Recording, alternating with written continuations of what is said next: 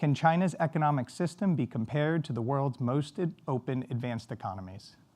In the intervening time, the global economy navigated a pandemic, supply chain shocks, the highest inflation in 40 years, and the return of industrial policies across the G7. At the beginning of the project, policymakers and financial leaders in the West still viewed the Chinese economy with cautious optimism.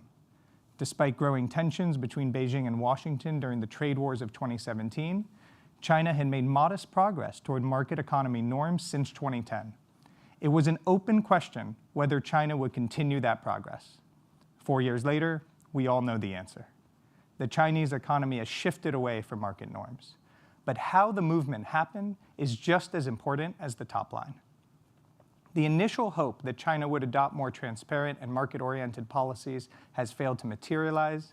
Instead, we see continued systemic state intervention and opaque decision-making. The lack of clarity around China's decision-making is now seen as a source of global economic risk. The Chinese Communist Party's growing role in the economy stifles the private sector's dynamism and fosters a dangerous environment of uncertainty for investors. The decline of the property sector and the correlated focus on manufacturing have raised alarm bells worldwide about the possibility of a second China trade shock. China's prioritization of national security over economic growth has frozen most reform efforts, and we will show it in the data. That is the value of a data-driven approach to China's economy.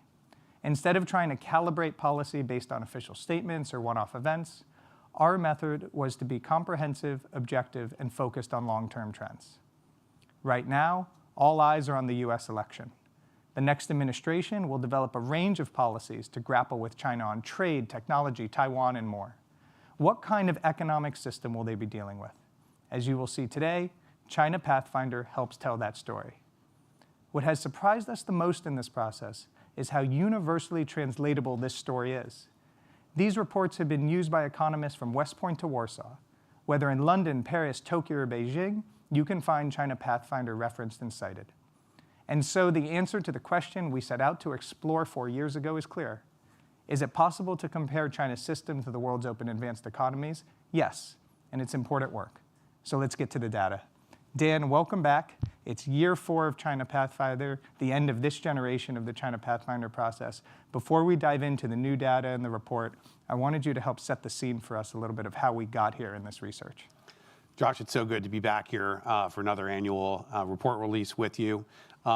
Thinking back to the beginning, China has been and continues to be the biggest variable in the geoeconomic equation. A lot of economies out there that make up global market share, relatively predictable. In the OECD economies, that's generally the case. China is the biggest unknown. And whether it is the world's biggest contributor to global growth and opportunity, or comes up short, is in turn dependent on the quality, character, and pace of policy change in an economy that's only partly marketized, only partly through the process of becoming an advanced, more modern economy. And that's what we set out to offer a more objective way to grapple with that question. So let's get into the new data, and this is all available now, chinapathfinder.org, also on the Atlantic Council website. You can find the new report. I want to start by explaining to people the 6 metrics by which we evaluate open market economy norms. You know, you could approach the question of is a country market-oriented by looking at hundreds and hundreds of different variables to try to do that. That's more than any policymakers or general public can possibly digest. And so we boil it down to 6 core elements that we can use to talk about the differences between a market-oriented system and a non-market-oriented system. 3 of those are inherently to do with China's domestic economic setting, the finance system, the degree of market competition, and the way the innovation system works. And the other 3 are more on the external side: trade openness, foreign direct investment openness, and portfolio openness. So that's how we set it up. That's the framework we decided to use. In each case, looking at a reasonable way to describe what it means to be market-oriented in different ways across the top 10 OECD advanced market democracies, and then China by comparison using the same scoring rubric that we use for the OECD economies. And so that's what you've got in this signature graphic that we've used throughout the project to look at where China stands here in red versus the open economy average in the yellow line. And you can also see where China was in 2010 to benchmark progress. Yeah, we need to come back and talk about that a little bit because there's a crucial story about what's happening and not happening here today, but it's also important to take the larger picture to mind and consider what's possible, not just in years, but in terms of decades of policymaking. So let's start with financial system development here, because the score shifted a little in the positive direction for China, but I think your guidance is don't overinterpret that. So right. So Pathfinder allows us to look at year-on-year change by clicking through each of the years we've done this together, as Josh is showing you there. You can see the changes year-on-year back to 2020 when we got started in this partnership. And then, as Josh mentioned, we've got the 2010 benchmark there as well. But if we look at the financial system as it showed up in the latest annual data through the end of 2023, on the face of it, we've got a slight technical improvement of China's score. Coming off the COVID years, not surprisingly, the financial system was able to get a little bit more back to work, reopening for a few IPOs and things like this. And so China's score on that dimension in the latest edition moves a little bit to the right, which means in a more market-oriented direction. But we also, in the report, include a contextual discussion of what everybody knows to be the case, that despite the fact they were able to get their numbers to move a little bit in a market direction, the larger story in financing is that this is an economy more and more at risk of a general financial, sort of malaise, I would say, to avoid using the C word of crisis. But all is definitely not well in the Chinese financial system. And I think it's just worth pointing out, and we'll see if I can pull this up here, if we look at some of the countries here, Italy, I think this is Spain, people might be interested to see countries that are to the left of China. So, and this is why we chose to use the whole array of 10 largest OECD economies to make the point that there's not just one answer to what a market orientation looks like in each of these dimensions. Big difference between Rome and London and Washington in terms of what it means to do your best to have a financially dynamic market environment. And indeed, China has moved ahead of the OECD laggards, in this case showing up to be so in Spain and Italy.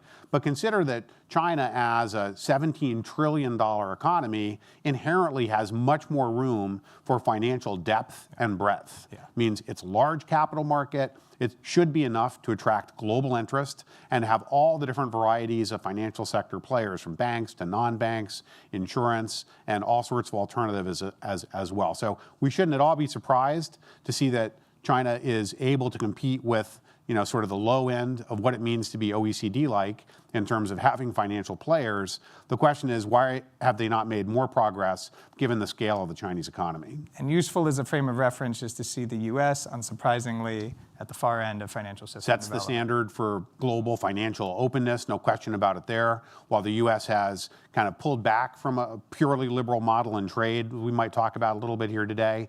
In finance, you really can't find a large major economy that is nearly as dynamic as the United States is in finance.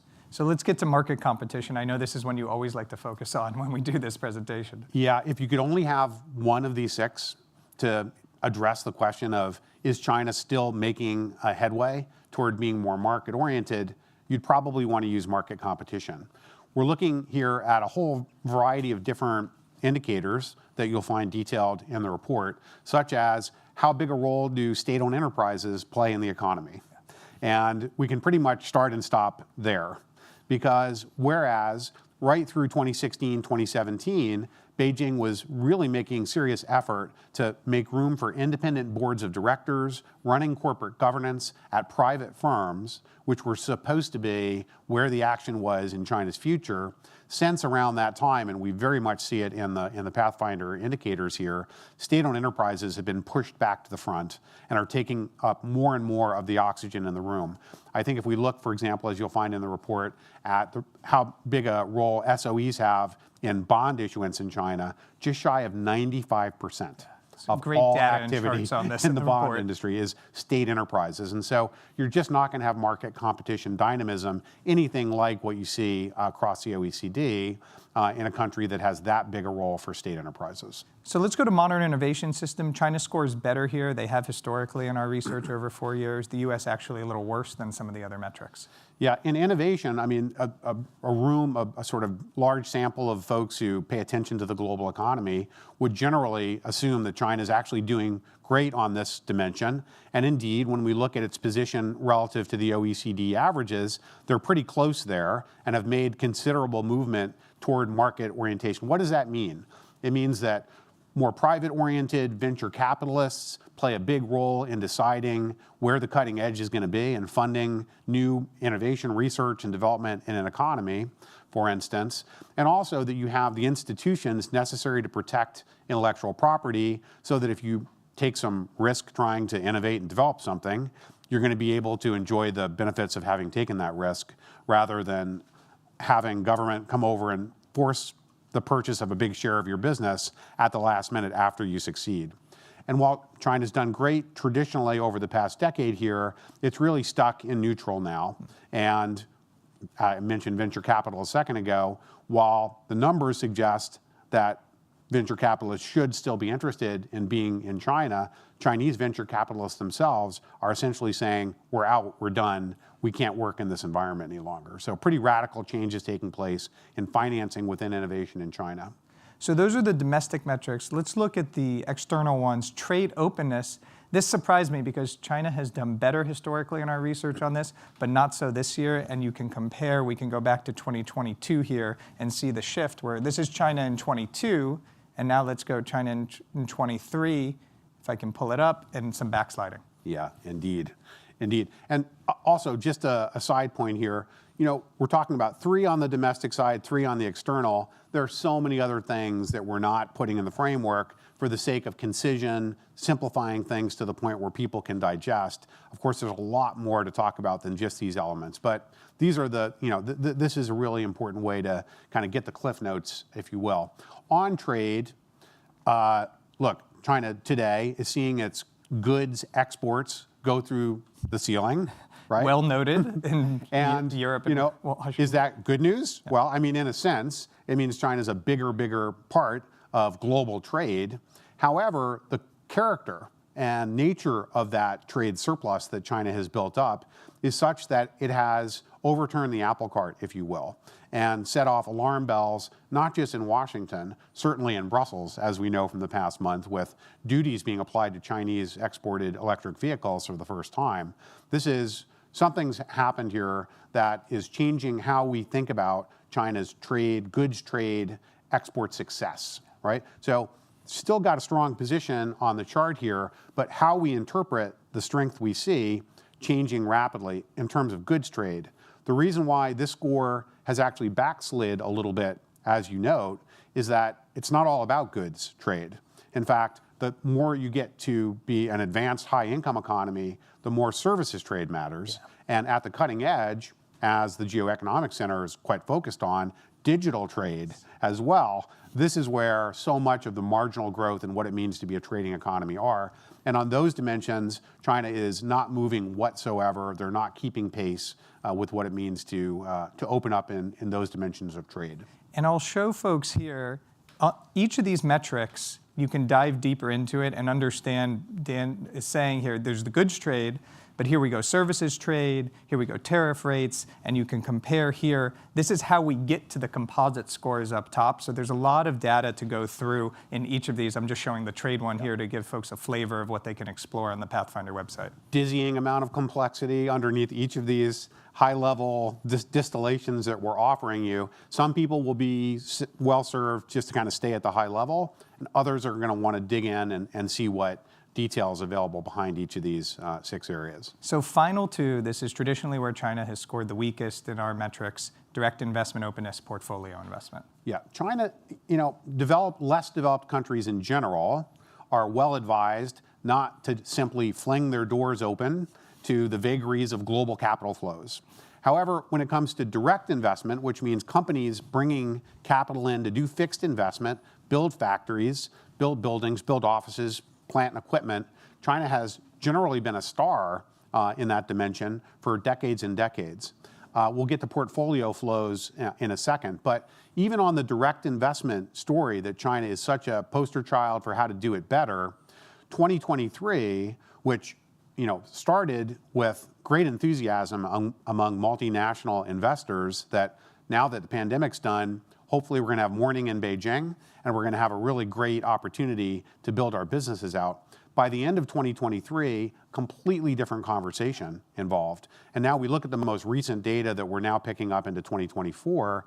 And in the second quarter of this year, Josh, we have a net deficit in FDI for China of $88 billion. That's just the last quarterly data. Last quarterly data we have versus what was previously typical a decade ago of $100, $200 billion a year of net inflow of FDI to China. So this is a brave new world, even in the direct investment channel that China had previously had so much promise in. And finally, portfolio investment. Finally, portfolio. No one expects a $5,000 or even a $10,000 economy to be as open to global capital flows as the United States is, or Britain, or what have you. However, China is not just the typical developing country, is it? No one more than Beijing has trumpeted the potential for increasing global capital flows in and out of China. Global indexers like MSCI and FT all counseled 4 years ago to up your allocation to China because that's where the marginal growth is going to be. Instead, when we look at the degree of portfolio investment openness, and we're talking stocks and bonds here, not building whole factories, so it shouldn't be that hard for money to cross the border. Certainly, Beijing would love to see more foreign investment flowing into the A-share market, not just for short-term speculative opportunities. We'll probably talk about current conditions here after today's 7% fall in China's markets after the announcement of stimulus measures. But as you can see, this is the biggest single gap between China and what it means to be an advanced economy. And China hasn't moved very much at all. Even since 2010 in the benchmark there, very little movement relative to these other dimensions. So that tells us a lot about how ready China is to be like more advanced OECD economies. And when we look at the reasons why Beijing is nervous about opening for portfolio flows right now, we look at the risks inside the Chinese financial system, it's not surprising at all. There's no reason to expect that that can be remedied, I would say, anytime soon. So that's the data, and the data, of course, is backwards looking. And in our panel in a moment, we're going to go more forward looking of what this means for China, for the US, for economies around the world. Two final questions for you, Dan. There's one way to think about this study over 4 years and say, well, this is a COVID story. Really, so much of what's happened in China has to do with COVID and the impacts of the pandemic. What would you say? I would say this is not a COVID picture we're getting here at all, nor is it about weakness in economies abroad that's causing Chinese factories to run a little bit slower, nor is it about geopolitics even. Almost every structural concern that we're talking about up here, you and me together, and you'll find greatly detailed in the report, predates the pandemic. The seeds of these problems, the problems in Chinese financial intermediation, the delay in implementing the make the market decisive plans that Xi Jinping came in with in 2013, all of those things are pre-2020 phenomena. They're problems that weren't solved then when they needed to be, and they still haven't been solved today. Until they are solved, China's going to continue to grapple with these kinds of headwinds. The final thing I'll ask you, looking at this, the 2010 to today benchmark, you could say, well, of course, this was where it's going to end up. But we've talked about this a lot over the research over the last 4.5 years now. This story was not inevitable. No, it didn't have to be this way. And that's why we include the 2010 benchmark, as well as talk about this year over last year, those years after versus 2020, right?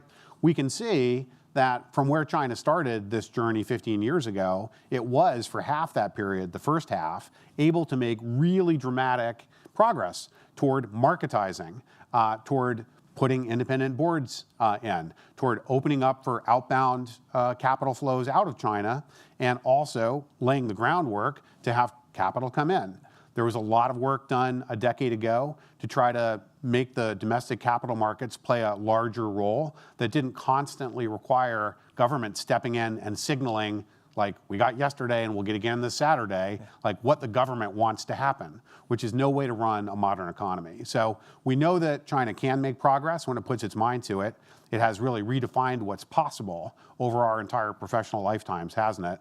We also know just as clearly that in the present period, they're not doing the hard, necessary work to take the next lap around the track. Dan, thank you. Thanks to our colleagues at Rhodium Group and across the Geoeconomic Center and the Atlantic Council who have worked on this over 4 years. We're going to join our fantastic panel here and unpack the data and go forward looking into what this means for the Chinese economy. Please. How do you assess the market reaction, which has been pretty volatile, and is it enough in the Chinese economy to balance some of the risks that we've outlined here? So first, thanks for inviting me, and thanks also, Dan, to you and the Atlantic Council for putting a lot of data in black and white with hard edges around it that we all kind of knew intuitively based on what we had seen anecdotally through the last 10 years or so, but to see it really solidified in a way that is very, very helpful. What they've announced recently, is it enough? No, despite the ferocious rally and now subsequent decline that we've seen. And I think Dan really nails it with the continued state intervention into the economy. You can say, okay, we're going to lower the reserve ratio, we're going to make capital more abundant and cheaper. But if the people deploying it or the institutions deploying it aren't very good at deploying it, like state-owned enterprises, which have terrible returns on equity and assets, it's not going to be very effective. I would also say, I spoke with one of the CEOs who met with the leadership back in March. Photo plastered on every single newspaper around the world. Those CEOs who went to see Xi Jinping, and I asked him. I said, "Did you get any indication that they were going to lower the role of the state in the economy?" He said, "No, just the opposite. That's not going to change." And all of those CEOs had spent a lot of decades investing in China, and so they had many friends there. And he said, "My friends there are demoralized, reticent to deploy capital, a little bit frightened. So when your best and your brightest don't want to deploy the capital, it's not going to be very effective." The rally, you can see very ferocious rallies in emerging markets. Yes. We saw it in emerging market debt markets. That's why traders like to trade the emerging markets, right? Yeah. It's a lot easier to make money on a big gap than scraping nickels in the treasury market. Right. So, so to see this decline today doesn't surprise me either. Thank you. That's very helpful. And well, I guess there'll be more announcements we expect over the next 48 hours. They've announced another meeting on Saturday We'll stay tuned to it. Calm everybody down, I'm sure. Melanie, I want to turn to you. You've just come from state where you were leading so much of these efforts on China coordination, on economic policy. From the U.S. policymakers' perspective, when you see the state of the Chinese economy as we've outlined it here, what does that mean for your approach, how you engage? Are there opportunities there? Are there risks? How do you take the picture seen here and apply it from a U.S. government perspective? Sure, thank you. Glad to be here and glad to be joining the Atlantic Council. The number one word at the forefront of not only U.S. policymakers, but policymakers in ally and partner countries is de-risking. Yeah. There's a lot of unpredictability and risk that shines throughout your report.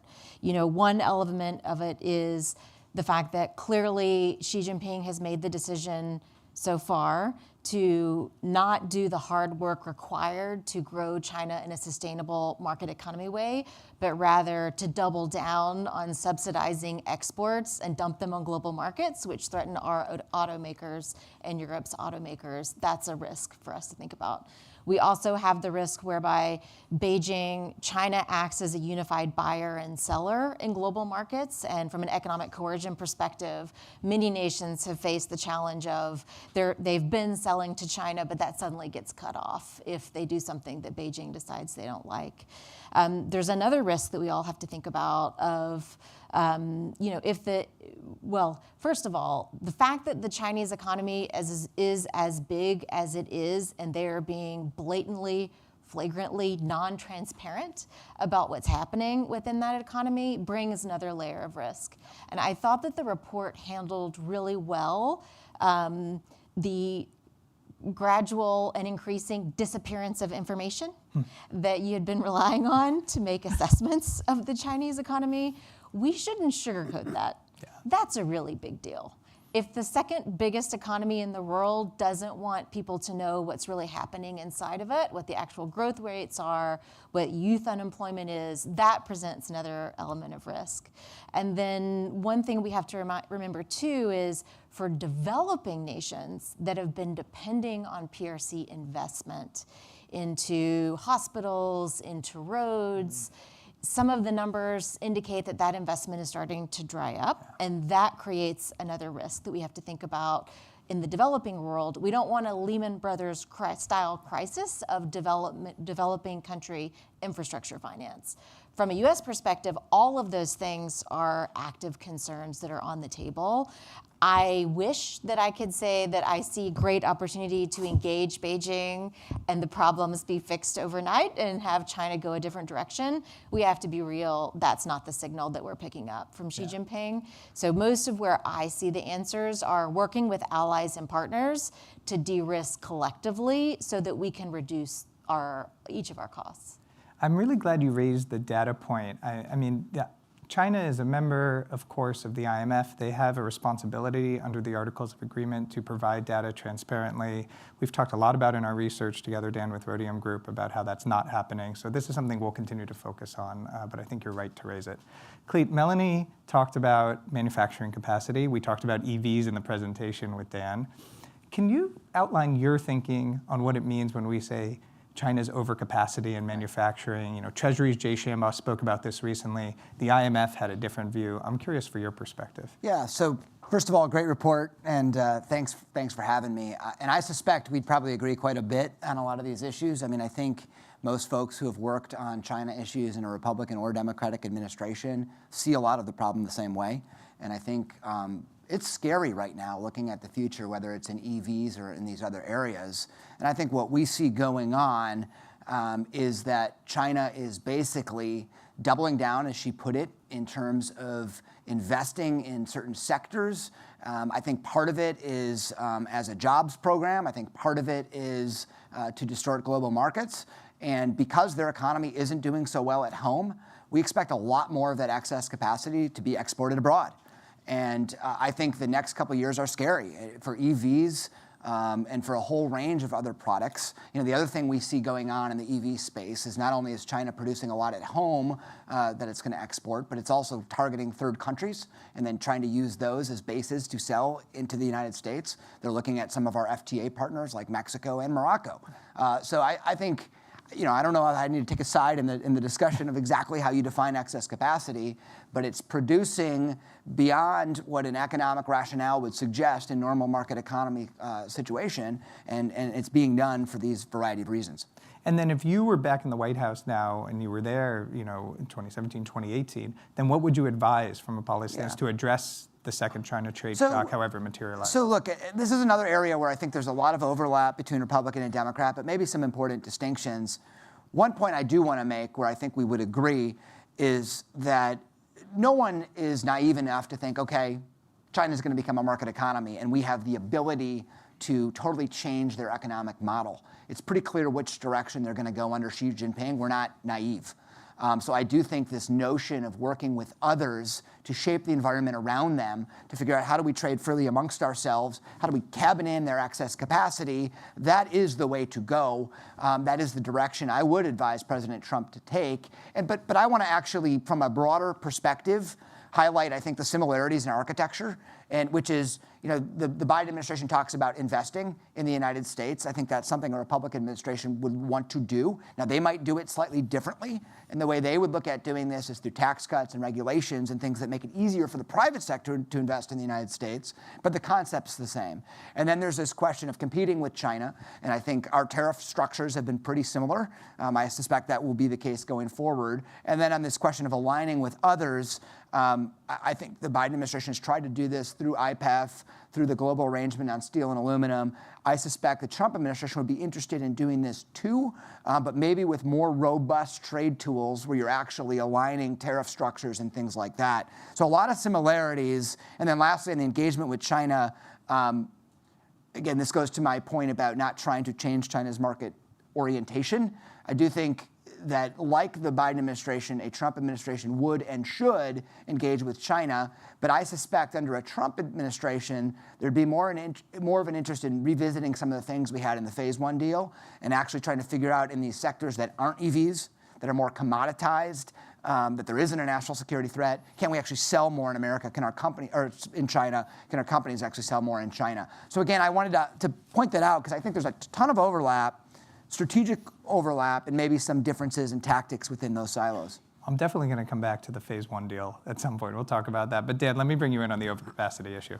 Yeah, I have something to add to it that I think is crucial and helps bring all sides of the House together here around what ought to be a really crucial action item, finding the maximum amount of alignment with friends and allies and like-minded countries that are similarly concerned about the damage to basic market dynamism if one of the biggest players in the game is not using the same rules and norms and incentives to organize its economic activity. And that is this, that big part of the overcapacity problem, of course, is that Beijing is pouring more and more resources on top of what's already an overcapacity set of industries and sectors. But the other side of the China problem here is the part that Beijing didn't even expect, which is that its demand side was going to fall through the floor. Beijing did not plan for this much malaise in the household sector. So yes, there's an oversupply, but there's an under-demand much worse than anybody in Beijing imagined. And we see them flailing to try to figure out how to stimulate it back to life. They don't know. And so even if we wanted to negotiate with them, even if our German friends wanted to try to cut a deal, even if we went back to doing Phase 1 first of like a trade deal and doing the structural later, there's only so much Beijing can promise to do because they don't even understand the shock to their own demand problems right now. So we kind of have to do Phase 2, if we want to call it that, first, and acknowledge the structural problem in the Chinese system and the limits of what they can really credibly put on the table to help deal with this. What does that mean? That means that this is a one-sided negotiation among market democracies more than a two-sided negotiation with friends in Beijing about what they're going to do about it, because there's really not that much at this point other than take 5, 7, 8 years aside to fix the problems that they've let fester in their own system. Well, Michelle, let me pick up on that because, if we're talking about Beijing's perspective on this, and I take what Dan's saying, is there's only so much Beijing can do given the constraints and the lack of demand. But when we think about Xi Jinping and how he prioritizes national security over economics, we often frame it that way. The party prioritizes security concerns over economic concerns. But I wonder if it's that clear a story. We saw during zero COVID, the U-turn in policy that then reversed some of that. Now you see some of the stimulus measures. How do you see the decision-making internally? Yeah, so obviously the decisions get made at very, very high levels, and the process for deciding them are uncertain, which leads to uncertainty. The way I think about this is, I had a foray into politics, and what I learned viscerally, and that I think we all know intuitively, is that people in power want to stay in power. It doesn't matter how they got the power. If they were democratically elected, it was a backroom deal, maybe they had a coup, whatever. Once they're there, they want to stay in power. And so every decision they make, you should see it as they think that doing this will help them stay in power.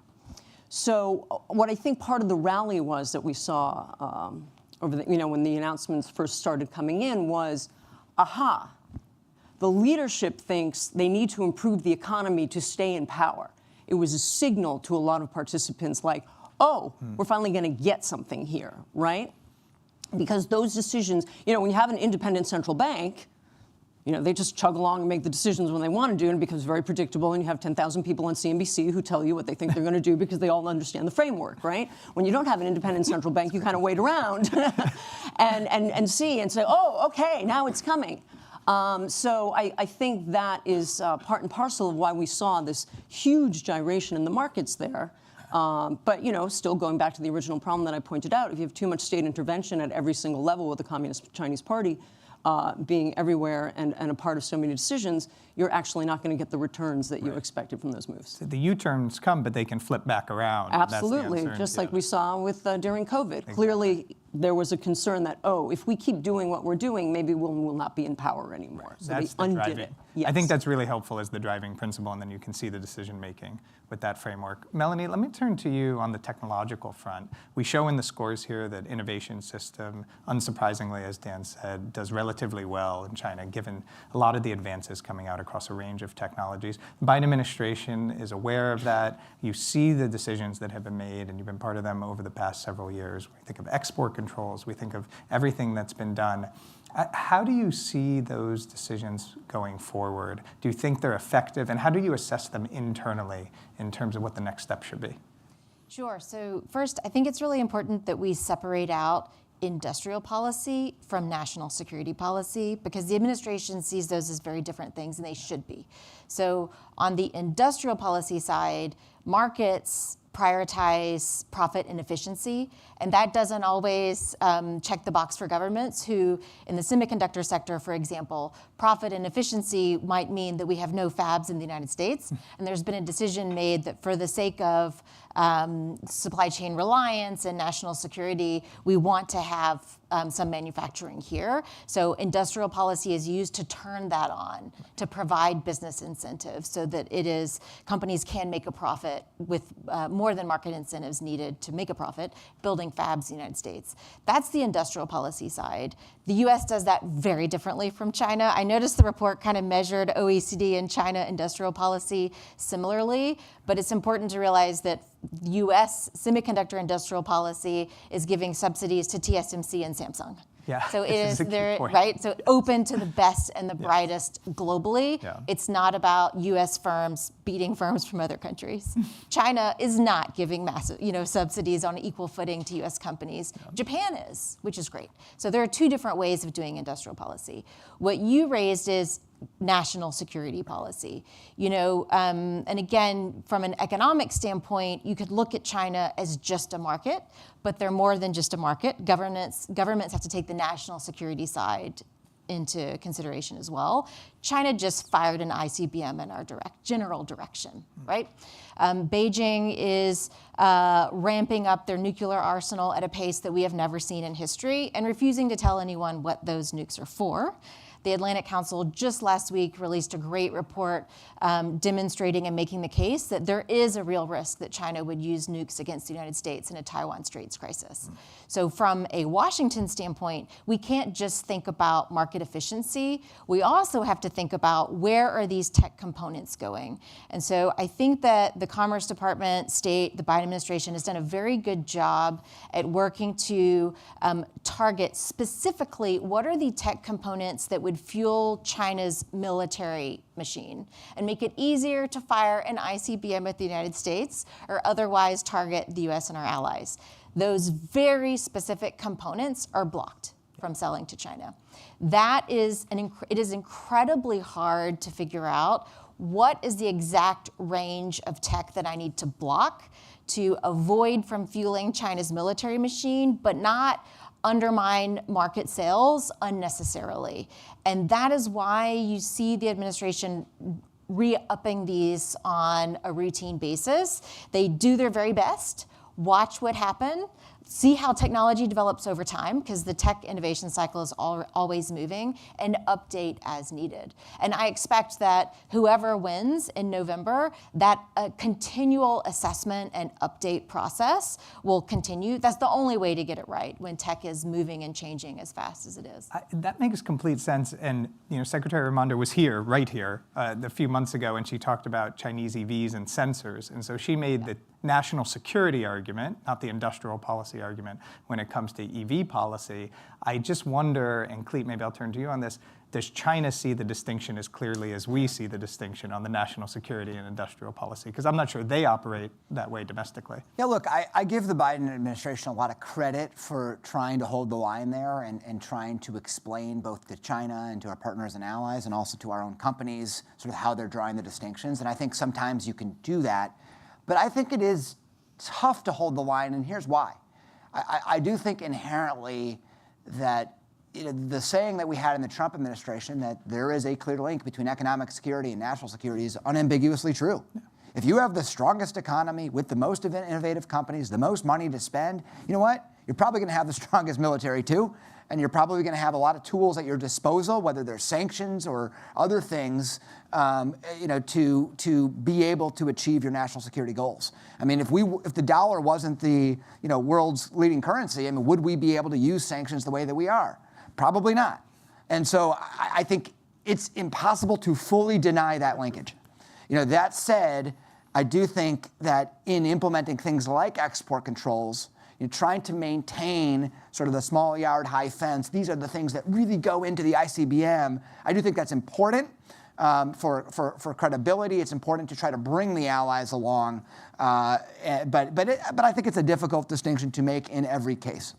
And let me just come back on the phase one, the trade deal, for a second. How would things be different this time around, right? So Dan talked about weak demand internally in China, but imagine you were entering that negotiation. What's different when you have the parameters that she's dealing with compared to 2018? Right. Well, look, I mean, I do think China's economy is in a weaker position today than it was then, and I think we could use that to our advantage.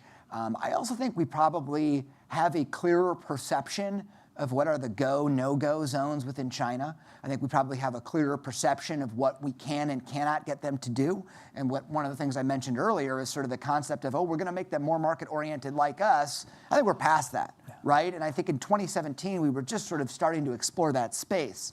So I do think it's different. But when I talk about revisiting phase one, let me be a little bit more clear about what I mean. I mean, I think the first thing is that if there is a Trump administration, they would want to come in and say, can we just first check whether this deal that we got in 2020 has the potential to make some meaningful changes for our economy and our businesses? And I think it's really unfortunate. President Trump and Xi signed this thing, literally a couple weeks before the world shut down. So COVID got in the way. And then with all due respect to the Biden administration, once they came in, they kind of let the deal rot on the shelf. They didn't pursue it. They didn't try to enforce it. And so I think step one for a Trump administration would be, let's enforce this thing, see if we can harvest some of the value we got the first time around, and then see how China responds. Do they fix those problems? Yes or no? Do they come to the table in a meaningful way? Yes or no? And only then, if it does seem that they're serious and it does seem that they're willing to do things, would you sort of go beyond that? So I think it's kind of an incremental approach where we'd come in, we'd try to enforce the deal, and then we'd see what happens. I'm going to let Melanie just respond quickly to that, and then Michelle, I'm coming to you next. So I'm going to take issue with the Biden administration didn't come in and try to enforce. Ambassador Tai has been very public on the fact that she made a very good faith effort to get China to deliver on the promises that they didn't deliver to the Trump team and they didn't deliver to the Biden team. And I think we'd be a little naive to think maybe the third time's the charm. On that note, Michelle, I'm going to turn to you. We've been talking a lot of this bilaterally, U.S.-China, touched on Europe a little bit on EVs, but what about the emerging markets around the world? I mean, so much of what we've outlined here has enormous ripple effects there, even more so than it does directly on the U.S. Yeah, China's growth through the decades obviously was going to be a driver of global growth, and we all anticipated a certain pace of it, which would, of course, would lead to more desire for commodities throughout different parts of the world. Latin America, I can think of, I've spent a lot of time covering Latin America. China is the largest trading partner for South America, second largest for Latin America, because when you include Mexico and the U.S. are biggest trading partners. And China's interests are twofold. One is food security. They're interested in soybeans, they're interested in coffee and all those. Also mineral security. And also ideologically, they want to align with places like Cuba, Venezuela, bring other folks along if they can, using their economic power as a cudgel and coercion. I just interviewed the president of Guatemala at the Council on Foreign Relations when he was in town for the UN. You can see this on their website. And they sent a delegation to Taiwan for the president's inauguration. And all their coffee was stopped on a ship and can't go into port now. And they're still trying to work that out. So, they're increasing, their lack of anticipated growth will lead to less money, which is less stuff they can buy, could lead to more desires for greater coercion as well. Their levels of direct investment in Latin America, substantial to Latin America, not so substantial to the Chinese. So I don't know how much it would falter or fall. And then, of course, they want to be ideologically, they want to help out those people who support them ideologically, right? That's why we see them, if and when Venezuela, when, someday it will be restructured, because it needs to be, China's going to have to be at that table because it's such a big lender to Venezuela. It can't be done without China at the table. No, it's hard to imagine. Yeah. Dan, I want to pick up on something Melanie said about industrial policy. You and I have had this debate in the China Pathfinder project, and Melanie correctly points out US versions of industrial policy are very different than Chinese versions of industrial policy. Brad Setzer has this great line that I think about, and he was here last year when we launched the 3rd edition of Pathfinder. If you don't have an industrial policy, you're importing China's industrial policy, which I think, and we outlined some of the elements of China's industrial policy here. Do you agree with that assessment? And how do you assess the last 4 years of administration policy? I think it's true, essentially, right? And back in the day when industrial policy was not such a hot button topic as it has become, it was an exception to market norms that was applied to a relatively modest amount of economic activity, right, in large economies, say in the United States, right, where we always had a little bit cooking where certain known criteria were met. There was a market failure. There was some barrier to entry that would prevent a really positive, beneficial evolution in technology from taking place that needed some government nudging, right? And those have been well understood and well researched.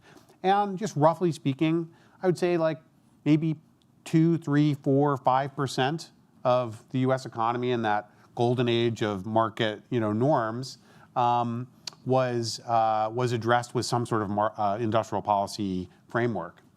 When you look at the scope of China's Made in China 2025 program, just to name one major plank in their industrial policy array, and look at how much of the economy is covered by some sort of state intention overwhelming any sense of private market, drivers at work, it's about maybe 50% or more of the economy must be understood as the result of state intention in politics rather than market forces and demand and supply activity.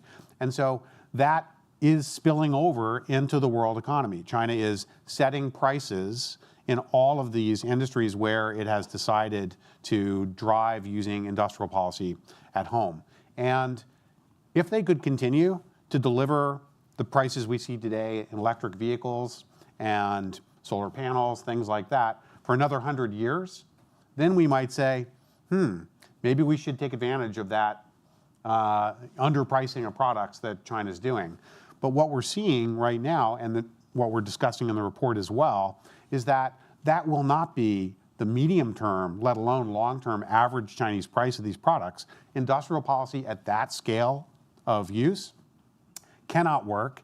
It will bankrupt the Chinese economy. And indeed, so much of the Chinese strength, such as it is, of the past decade, I would say, right, is due to off-balance sheet hidden debt building up in the system for local governments and the property sector and elsewhere too.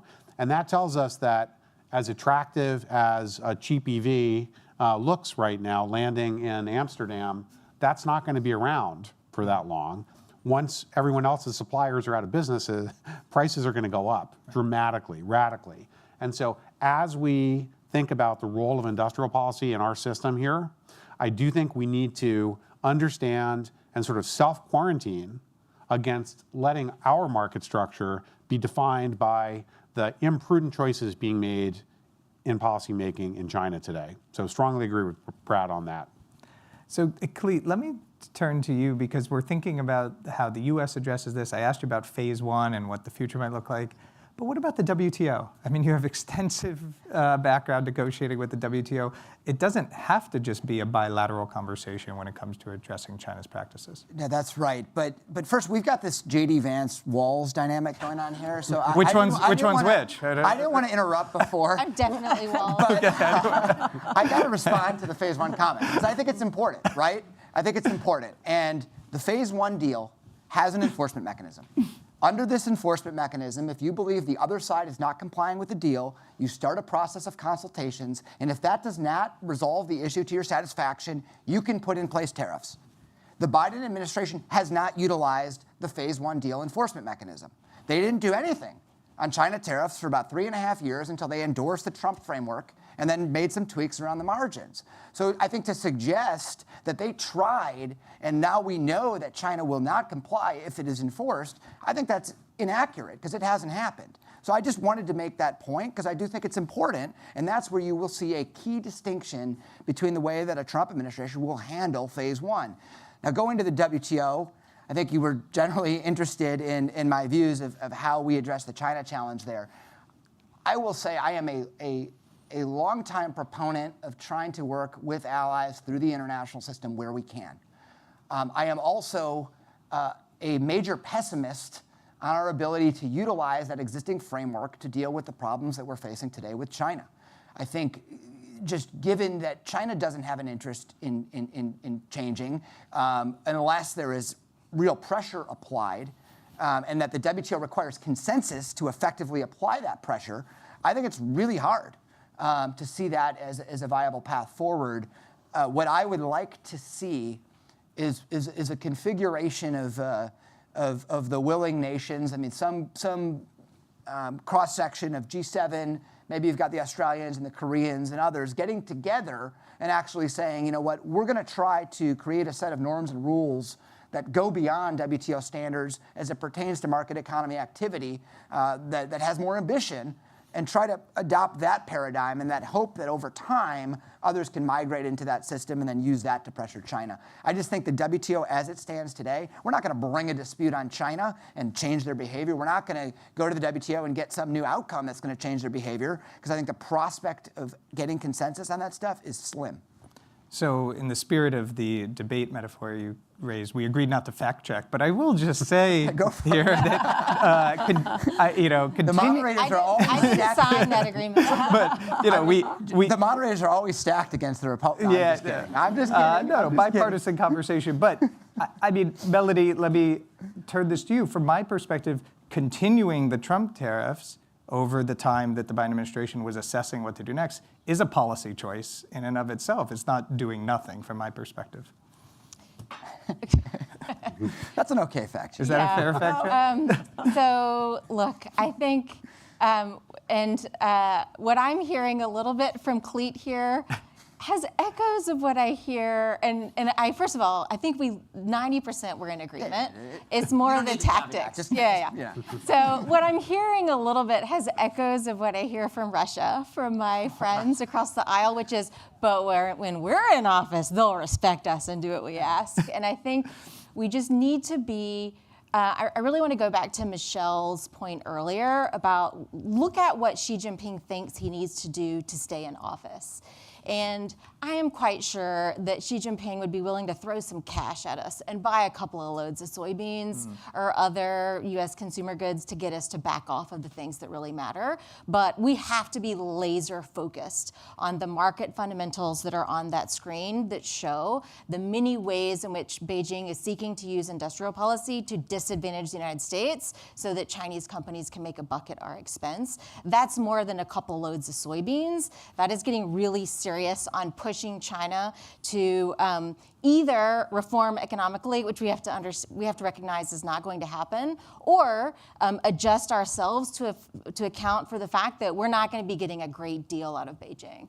I think you see the Biden administration recognizing we are not going to be getting a great deal out of Beijing. Our best options are level the playing field for the goods that matter, which is why you see 100% tariffs on EVs, really focusing on those critical sectors, and then use smart industrial policy to invest in ourselves and work with allies and partners so that we can do those first two things in a way that benefits everyone and minimizes costs. What I fear is the idea that, but if it's me, like maybe Xi Jinping would be willing to do things that he hasn't been willing to do in his entire time as a leader. I think we should be very skeptical of what kind of offer is on the table with Beijing.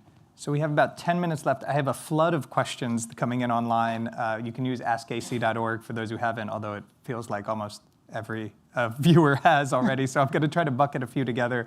Michelle, let me turn to you on the yuan and internationalization. I mean, the question here, and there's a couple on, currency and the dollar and yuan, but I think to tie the threads together that I see is there any hope for Chinese policymakers to continue internationalization of the yuan, which is a stated policy objective, given some of the constraints we see in the data here? Well, as long as you have capital controls as intense as they do, no. Yeah. I mean, you need the free flow of capital across borders, right? And so the one thing I would say, when you talk about convergence in some cases, Dan, with your report, is what I hear a strain of in the United States is the dollar is too strong. Therefore, we should tax foreign investment to reduce the desire for capital because we're growing so much more than everyone else. We've doubled the size compared to the size of the EU since 2008, right?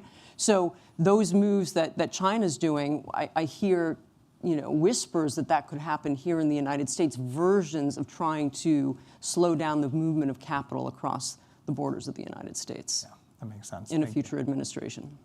Dan, let me turn to you on the data question we have here. What constraints have you felt as a researcher, given what was raised earlier in terms of lack of transparency of Chinese data? I don't think it's affected this project particularly. You can tell me if you agree or not, but I know it has on some of our work in collaboration. It actually has been extremely painful over the years. I've spared you from some of it. Thank you. This year, not least, and there is some discussion of it in the report. The team, we've got like 6 dozen different sets of data we need in order to provide this, high-level synthesis, this complexity, right? And it's really not too much to ask of a $17 trillion economy that it has basic data series available with which to, audit and grapple with how things are going, right? It's in everyone's self-interest to know how China's doing because it affects us all, as Michelle was noting, especially for a lot of emerging nations. If China sneezes, they're going to catch terrible pneumonia. And they've benefited immensely from commodity sales opportunities, both the quantity of stuff they dig out of the ground and the price for it. And now they're really staring right into an abyss of potential Chinese downside risk due to the macroeconomic problems. The way you manage those risks is by understanding the data and looking at the growth potential of the world's second largest economy. The IMF should be playing a policeman role to look at what China reports its GDP growth to be and kicking the tires on that. Instead, generally, they've simply been taking what numbers they're given and passing them on along and saying, okay, they look okay to us. Based on our grappling with the numbers, we're much less confident that official data streams do the job of enabling independent researchers to offer an objective picture such as we've been trying to do. There's a lot of heroic inferences that we're needing to make to finish the report year after year. We're talking about what to do in the next generation of this work, and job one is to think about what data is available, less and less official data, more and more sorts of alternative data, including satellite imagery data that tells you a lot about what's happening on the ground that no government, not America's, not China's, has an ability to totally black out that picture, right? So we're having to find workarounds because the quality and commitment in Beijing to making sure that adequate, basic national accounting data is available. It's a huge issue. Just to highlight that point, where do you at Rhodium Group see Chinese GDP growth this year? Well, there's a long version of that. I'll give you the short version. If you look at the most well-respected Chinese economists talking about how much emergency stimulus China needs right now in order to make its official target of 5.2% year-on-year growth, some of those estimates are up above 6 trillion renminbi. If that indeed is how much additional shoring up the Chinese economy needs, that means they're growing 0% this year.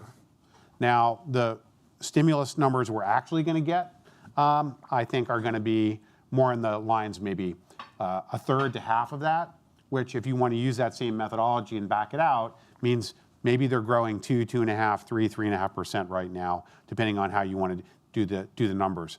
Nobody's going to settle this question, but that's my gut feeling. The IMF is not giving us a forecast of what they think China's growth is going to be. They're giving us a forecast of what they think China is going to say its growth was. Well, that's a question we'll be asking IMF officials in 2 weeks when they join us for IMF World Bank Week. A nice teaser for that. We only have a few minutes left, but I want to get kind of final reflections from everyone. And Melanie, I'm going to start with you. Have the election in a few weeks, new administration, one way or the other. What does that look like from a policy perspective in terms of what can be different than what came before, both with Trump and with Biden? What should be done in an ideal circumstance going forward to wrangle all these challenges, to engage China, to compete with China, and to de-risk, which I know you're leading on here at the Council? Sure. I mean, so in the economic space, I think our main focus should be what can we do at home and with allies and partners, because Xi Jinping is going to Xi Jinping. And I'm very skeptical that we have the leverage to change that path, because I suspect that Xi Jinping feels that if he took his economy in the direction towards the West, that the Chinese Communist Party would lose its levers of control to a degree that they're not okay with. So given that, our best tools for shaping our own fortunes are really what we do investing at home and what we do with allies and partners. And the ally and partner piece is where we have some massive opportunity. I would love to see, I'm going to ask Cleet after what he meant by the trade levers, because I think, really, if you really want to change the game, do a multilateral trade deal that China's not in. And you create a buyer's club where we're buying and selling with allies and partners based on our own rules, and Beijing is stuck on the outside, and unless until they clean up their act so that they can come in. That would be the biggest fix that I could see, and that's what I would love to see in a next administration.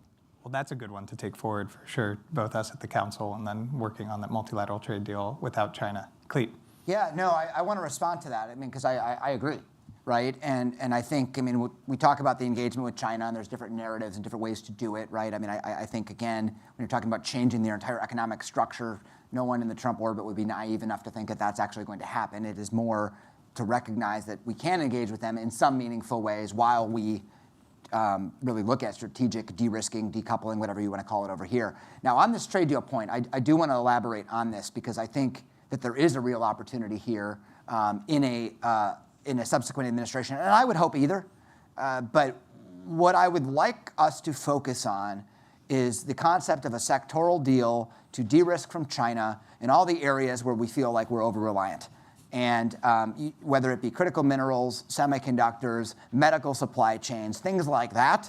And the way I would structure this would be you have sort of the alignment piece, and then you have the defensive piece, the offense and the defense. And the offense would be actually cutting tariffs between us, aligning standards between us, having access to each other's procurement programs, having access to each other's subsidies. And then the cost for being in that club, common external tariffs on China, common export controls, common investment restrictions.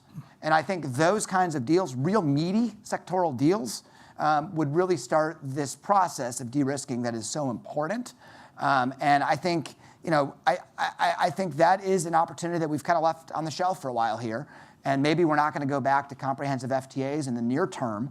But this is something that we can clearly do with our partners and allies that would make a difference. That's great. We call it here at the Geoeconomic Center positive economic statecraft. There's the coercive side, and then there's the positive side. And really the reason why so many countries want to be part of a US-led system in the first place, and rebalancing a little bit. Michelle. Yeah, I was just going to say, I hope the US population is willing to go along with that, because remember, we had a deal with TPP, excuse me. And yes, it was killed by President Trump. However, it was going to die no matter who won that election, because when he killed that deal, every Democratic legislator breathed a sigh of relief that they didn't have to vote on it, because nobody wanted to support that deal at that moment, because trade deals were considered bad at the moment, and the US population was not in favor of them. Maybe things will change now. Maybe you'll have a better messenger to say this isn't about destroying jobs at home, which was the way it was perceived, but this is about shoring up our national security. So maybe that will be different. Can I reply to that? Because Yeah. I think there's two really important distinctions here between what I'm talking about and what was TPP. Distinction number one is you're not doing comprehensive all sectors of the U.S. economy.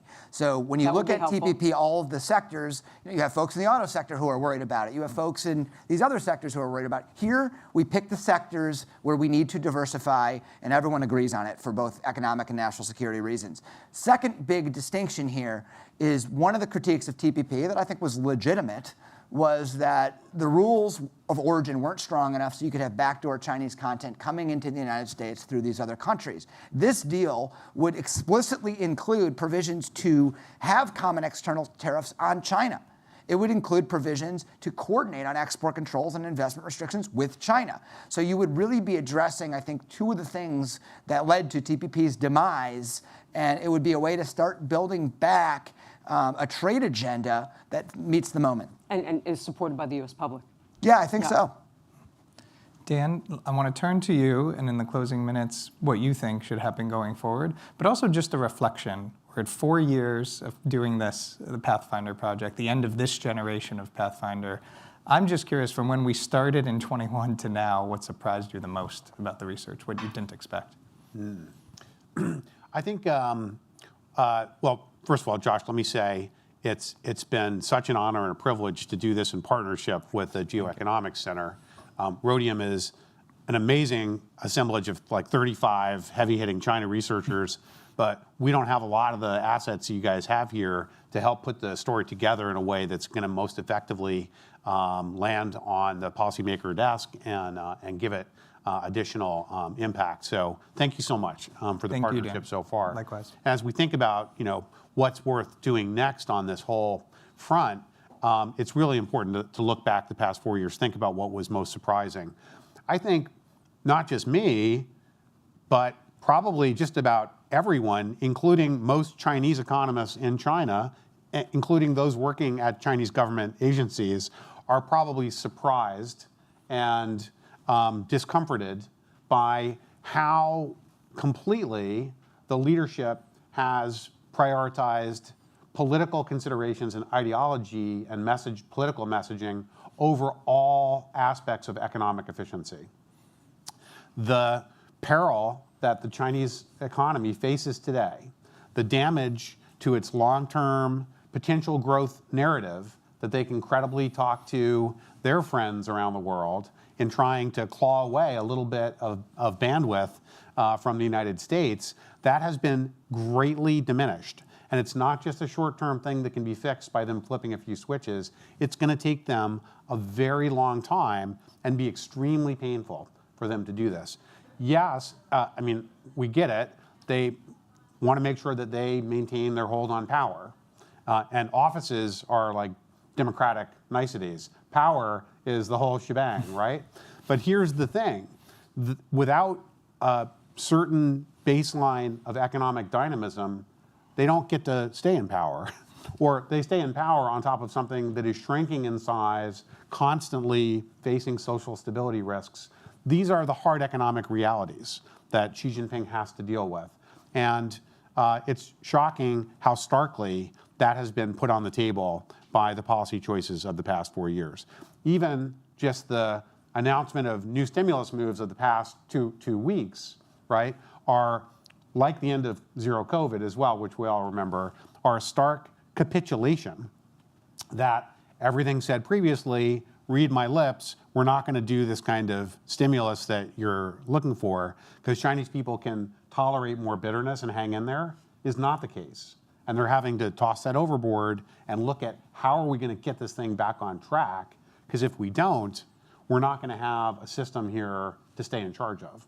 And I think it's just really, really shocking to how clear that is from as we've unpacked it in the project, right, the past 4 years. Whatever happens the next 4 years, it has to be quite different from what we've seen the previous 4. Might not go the way we want it on both sides of the house to go, but it's not going to go the way that Xi Jinping wanted it to go either. 欢迎来到6度解析，新闻背后的多维思考，带你洞悉头条背后的世界。